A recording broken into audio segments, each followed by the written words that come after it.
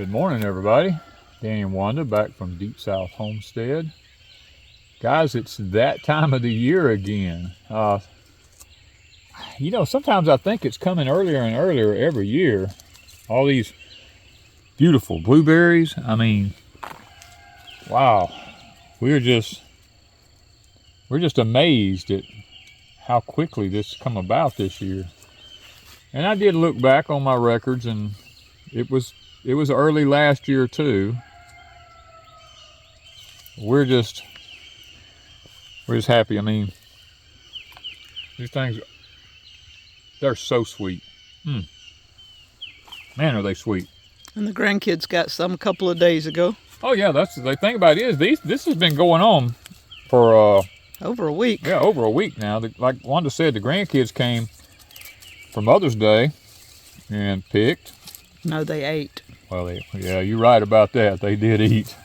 We told them they could eat all they wanted, yeah. And they did. Then they came back to visit again, and they ate, which was perfectly fine because I told them, I said, look, don't do without. Yeah, because look. Because, I mean, guys, between Deepsouth and Pecan Grove now,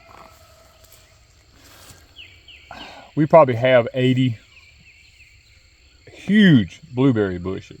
And I told them, I said, look, we're not going to run out. So y'all. No.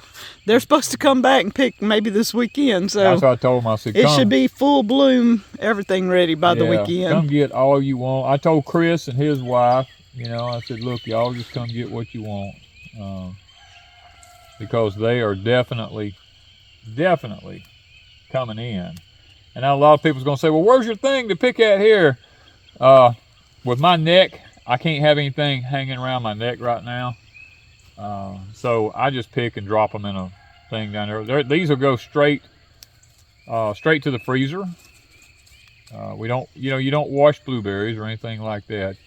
And this morning is like 61 degrees. I checked before I left. It's 61 degrees. So it's nice and cool.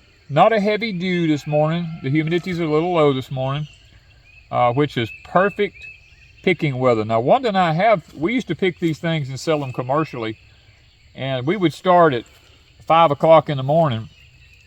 And I'm not going to joke with you.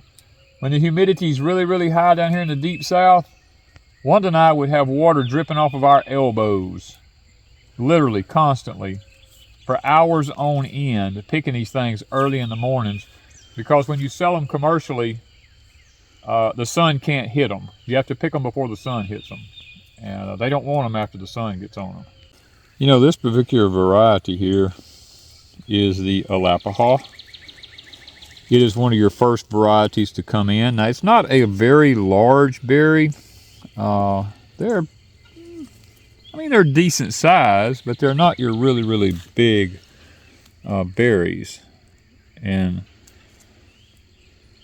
we knew that whenever we chose this variety, but we had to have a pollinator for the Premier. Now, the Premier is predominantly our go-to blueberry here in the Deep South because it comes in early also, but it's a much larger berry. Now, these are just now, this is a Premier here behind me. This tree is lacking in a little bit of nitrogen. I didn't get any fertilizing done over here this year because I've been so busy at Pecan Grove.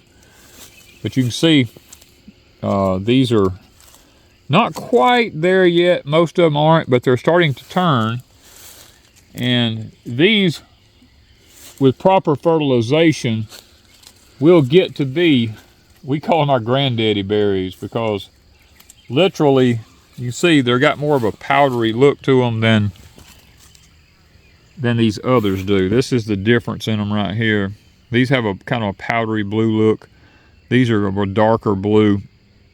These will get way, way bigger. Probably down here, I can probably show you. We lost one of our trees here this past year to the drought that came through. And I thought maybe I could see, like, this is a Premier here. These berries are way larger than the Alapahas are, but these are Premiers here. We usually let them go just a little bit longer so that they really mature on out. They get to be really nice sized berries. I mean, you can look at these, how big they are. And usually the ones that grow up in the very top of the tree are the largest ones. They're a lot sweeter than the others are. This was our berry that Wanda and I picked to sell commercially at our other farm that we had on the other side of Wiggins. That was my parents' property that we sold. It had 100 trees. Trees. When I say trees, we're talking about 10 to 15 feet tall trees. And I'll link the videos in the cards where you could see what we're talking about, trees. Now these look greener.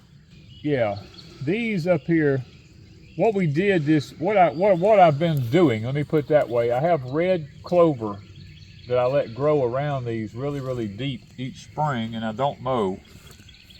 This year, we had a little freak flash flood come through, and over here at Deepsouth, and our neighbors up above us here have cleared a bunch of their property, and the debris from their property washed down through the swamps and the hollers and came out down through here and banked up against all of our blueberry trees in here. You can see how the leaves are like a foot deep around a lot of these trees. I'm gonna have to get in here and clean a lot of this out. One of them things, you can't control what happens above you, but the difference here, you can see look at the difference in the size of some of these blueberries. I mean, you put it against your thumbnail, they're as big as a thumbnail. They're about the size of a nickel. Some of them's the size of a nickel and a dime, you know. And those that were a little red will turn if you leave them. Oh yeah.